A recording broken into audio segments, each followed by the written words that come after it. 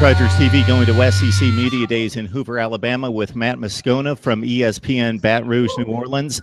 Matt, the trajectory seems to be the exact opposite for another SEC Eastern Division power in Georgia. Kirby Smart with a tremendous recruiting class, a sophomore quarterback who should only get better, we expect. He talked much about his development and, of course, the two-headed backfield that's returning, that's been often injured, but maybe that's a blessing in disguise to get them back and away from the NFL draft status last season. So Georgia's set up well on defense and really to have a big year. It's so interesting, Mark, because the last 2 years, ever since Alabama's been on this amazing run, the question at Media Days has been, okay, who's going to challenge Alabama? Last year, it was Tennessee.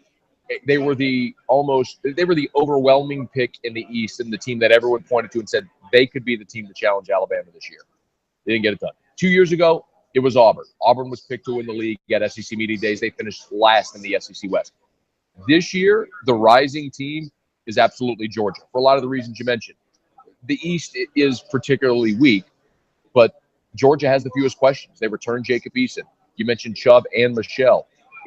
We sort of forget that Nick Chubb, because he was overshadowed by great backs like Fournette and Geis and other great backs in the SEC, he still ran for 1,100 yards last year.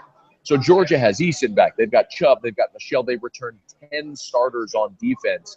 And they're rotating cross-divisional as Mississippi State this year, and they get that game in Athens. So you avoid an Alabama. You avoid an LSU. Of course, they have to play Auburn as their permanent. But the schedule shapes up well for Georgia. They easily have the fewest questions in the East. Now, that said, the last 2 years, nobody picked Florida, and Florida ended up in Atlanta. So I wouldn't be stunned if Florida gets it done again. And remember, Florida gets 5 home conference games this year because of the LSU situation with Hurricane Matthew.